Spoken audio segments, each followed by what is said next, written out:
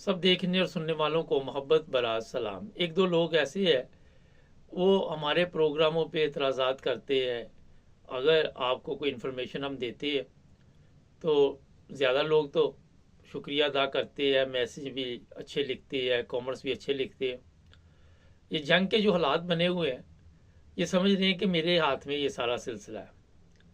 मगर मैं आपको बता देता हूँ कि जनाब, इस वक्त जो हालात बने हुए हैं, बड़ी तेज़ी के साथ जो तीसरी जंग है उसकी तरफ हम बढ़ रहे हैं। इसकी कुछ चीज़ें आज आपको बता देते हैं। एक तो वीडियो भी दिखाएंगे, जर्मनी के कुछ इलाके हैं वहाँ पे जो जंगी जहाज़ है वो बाकायदा तौर पर इस वक्त देखे जा रहे हैं कि वो कंट्रोल कर रहे हैं वहाँ पर। और इसी तरह अमेरिका और रूस के मतलब भी कुछ चीज़ें आपके सामने रखेंगे। यूक्रेन के मतलब मैं आपको बताता रहता हूँ कि बहुत बड़ी तबाही इस वक्त यूक्रेन में चल रही है। दूसरी तरफ ये भी आपको पता है कि स्वीडन, नॉर्वे और ये दूसरे फिनलैंड वगैरह जो हैं वो भी अपने आप को गैर महफूज समझ रहे हैं। वो क्या समझ रहे हैं, पूरा यूरोप ही अपने आप को गैर महफूज समझ रहा है। रूस के सदर 12 दफ़ा आके ये धमकी लगा चुके हैं। लेकिन अब जो खौफनाक चीज़ें सामने आ रही हैं कि समंदर में कई जगह पे रूस और अमेरिका का आमना सामना हुआ है और वहाँ पे दोनों के पास ऐसे एटमी हथियार है कि कुछ भी हो सकता है। कल एक साहब का फ़ोन आया मुझे, तो वो कह लगे जनाब वाकई हालात तो ठीक नज़र नहीं आ रहे, तो आप क्या समझते हैं कि जंग लगेगी या नहीं लगेगी। मैंने कहा जंग ने कौन सा पहले आपको एक ख़त लिखना है कि मैं आने लगी हूँ। जब भी दुनिया में जंगें हुई हैं वहाँ पे यही हुआ है कि एक मुल्क ने अगर हमला कर दिया तो उसमें तमाम मुल्क जितने भी हैं आसपास के होते हैं ममालिक, वो कूद पड़ते हैं। ये मैं आपको सही बता रहा हूँ। पोलैंड में इस वक्त जो हालात बने हुए हैं और पोलैंड में जो लोग रहते हैं वो इस वजह से परेशान है कि यूक्रेन के बाद कहीं हमारी कमबख्ती ना आ जाए। जर्मनी जो है उनके जो तैयारी हैं, पिछले दिनों एक वीडियो हमने दिखाई थी कि वहाँ भी मुकम्मल तैयारी हो चुकी है। फ्रांस में तैयारी है इस वक्त, इंग्लैंड में तैयारी है और ऐसी हरकतें वहाँ पे देखी जा रही हैं। कभी टैंक जा रहे हैं ट्रेनों के ऊपर, कभी प्लेन जो आप वीडियो पे देख रहे हैं पीछे। और ये चीज़ें बता रही हैं कि यूरोप अपने आप को सेफ नहीं समझ रहा इस वक्त। अमेरिका आप सबके इल्म में है, फड्डा तो अमेरिका का है, मैं कई दफ़ा आपको बता चुका हूँ, रूस के साथ, मगर रगड़ा यूरोप को लगने वाला है। नाज़रीन, ऐसी ऐसी खौफनाक वहाँ पे इमारतें यूक्रेन में तबाही की तरफ जा चुकी हैं जिसका अंदाज़ा आप लगा नहीं सकते। बेशुमार लोग जो है वो ज़िंदगी की बाजी हार चुके हैं, काफ़ी भाग गए हैं, रूस का भी बड़ा नुकसान हुआ है। लेकिन अभी तक रूस कंट्रोल हासिल नहीं कर पा रहा और रूस को कई जगह पे दोबारा पीछे हटना पड़ता है। वजह यही है, उसका कहना यही है कि अमेरिकन हथियार यहाँ पे इस्तेमाल हो रहे हैं। और क्या अमेरिका के हथियार जो वहाँ पे इस्तेमाल हो रहे हैं रूस बर्दाश्त करेगा? जर्मनी के हथियार इस्तेमाल हो रहे हैं, फ्रांस के हो रहे हैं। और दूसरी तरफ जो रूसी सदर है उसकी जो मुलाकातें है वो एक ऐसा ख़तरनाक मैसेज दे रही हैं नॉर्थ कोरिया, चाइना के जो सरबराह हैं उनके साथ, जिसकी वजह से ये पूरा खित्ता जो यूरोप का है, यहाँ पे हालात जो है किसी वक्त भी तब्दील हो सकती। पिछले दिनों एक मैंने प्रोग्राम भी किया था यहाँ एक एशियन दुकान पे, तो मैंने उनसे पूछा कि लोग कोई सामान वगैरह ख़रीद रहे हैं। कहते हैं हाँ ख़रीद रहे हैं, लोगों को फ़िक्र लगी हुई है कि कुछ ना कुछ होने वाला है। इस वक्त जो खौफनाक तस्वीरें सामने आ रही हैं वो हम आपको नहीं दिखा सकते, मगर अमेरिका और रूस का पंगा किसी वक्त भी पड़ सकता है।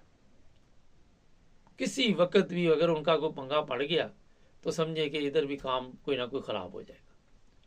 इंग्लैंड में भी इंतखाबात आ रहे हैं, अमेरिका में भी इंतखाबात है, फ्रांस में भी इंतखाबात है। और क्या जो नई पार्टियां आएंगी वो कोई रूस के साथ बातचीत करने के लिए तैयार होंगी? ये भी आप कुछ भी नहीं कह सकते। या जो इन पार्टियों ने फैसले किए हुए उसी के मुताबिक चलेंगे। तो जनाब इस वक्त जो यहाँ पे ख़ासकर यूरोप में आप जो लोग देख रहे हैं वो सब कुछ आपको नज़र नहीं आ रहा। ज़्यादा लोग जो उसमें ऐसे भी हैं जिनको मीडिया का पता नहीं है, उनको समझ नहीं है, सादा लोग हैं हमारे देसी जो है, और जिनको थोड़ा बहुत पता है वो खामोश हैं कि कर भी कुछ नहीं सकते। जर्मनी में आपको पता होगा कि जब ये दूसरी जंग अज़ीम का लोग सुनते हैं तो वो पुराने लोग हैं या नए, पुरानों ने ज़ाहिर है अपनी नई नस्ल को वो दर्दनाक मंज़र बताए होंगे, तो जो नई नस्ल है वो भी कांप जाती है। मैं कई दफ़ा बता चुका हूँ कि ज़हनी तौर पे इतने वो डिस्टर्ब हो चुकी है जंग की वजह से। ये किसी आप अंडरग्राउंड में ट्रेन में बैठे हो, गबारा भी फट जाए बच्चे से तो वो डर जाते हैं कि पता नहीं क्या हो गया। तो ये जंगों का जो असर होता है नफ्सियाती तौर पे भी होता है। आज जापान में देख ले, जापान आपके सामने, लेकिन क्योंकि जब से ये सिस्टम चला दुनिया का, जंगें भी हो रही हैं, पहले कोई और तरीका वारदात था, बहुत चेंज होता जा रहा है। तो जनाब अमेरिका और रूस को अभी भी होश के नाखन लेने चाहिए। इनके जो सरबराह है वो दोनों जो हैं इतने आगे निकल चुके हैं कि इनके पास भी वापसी का कोई रास्ता नहीं है, क्योंकि बातचीत के रास्ते इस वक्त तमाम बंद हैं। जब आपके पास बातचीत के रास्ते नहीं होते तो उसके बाद आपको पता ही है कि कितना नुकसान होता है।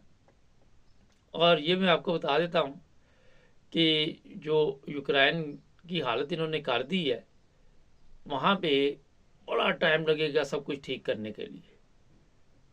अगर जंग रुकी तो वहाँ पे जर्मन कंपनियां लगी हुई काम करने, मगर क्या फ़ायदा, जहाँ भी वो काम करते हैं दोबारा बमबारी करके रूसी जो है वो फिर वहाँ का वहाँ वापस ले जाते सब कुछ। तो इस वक्त जो हालत बन गई है यूक्रेन की, उससे किसी मुल्क ने सबक नहीं सीखा। किसी मुल्क ने इस तरफ ख्याल नहीं किया कि जनाब ये मुल्क तबाह हो गया, अच्छे भले खाते पीते सुकून से ज़िंदगी गुजारते ये लोग थे, इनका बेड़ा गर्क हो गया।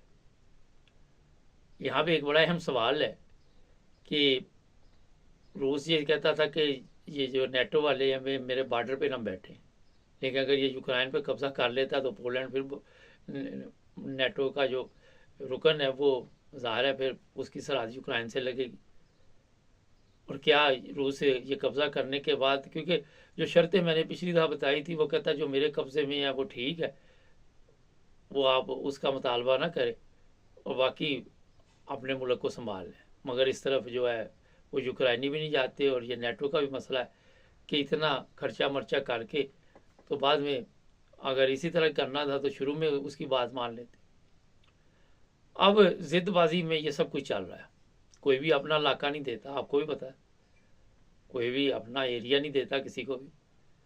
तो जनाब इस वक्त जर्मनी में भी मुकम्मल तैयारी है, फ्रांस में मुकम्मल तैयारी है, यहाँ भी इंग्लैंड में भी मुकम्मल तैयारी है, पोलैंड भी। और ये भी मैं आपको बता देता हूँ कि जिन 6 ममालिक की सरहदें फिनलैंड वगैरह की, नॉर्वे की लगती रूस के साथ, वो भी इस वक्त शदीद दबाव का शिकार है। क्या इस दबाव से निकल सकेंगे? अभी मेरा ख्याल है कि बड़ा मुश्किल हो गया, और मुश्किल इसलिए हो गया कि रूस के सदर भी किसी सूरत पीछे हटने के लिए तैयार नहीं।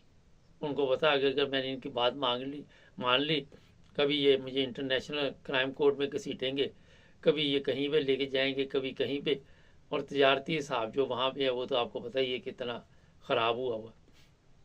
तो जनाब ये आपको मैंने मुख्तसर रिपोर्ट बता दी है, लेकिन ये भी ज़हन में रखें कि हर तरह के हालात का मुकाबला करने के लिए ज़हनी तौर पे सबको तैयार रहना चाहिए। अगर खुदा न खास्ता कुछ इस तरह के हालात हो जाते तो हालात का मुकाबला करना पड़ेगा। चैनल को सब्सक्राइब कर ले, जुड़े रहे हमारे साथ। आज यकूब साहब को भी लाइन पे लेंगे, और पाकिस्तान में भी हालात कोई अच्छे नहीं हैं, कई चीज़ें हैं, तमाम प्रोग्राम बड़े अहम होंगे। देखिएगा, फॉलो करें, सब्सक्राइब करें।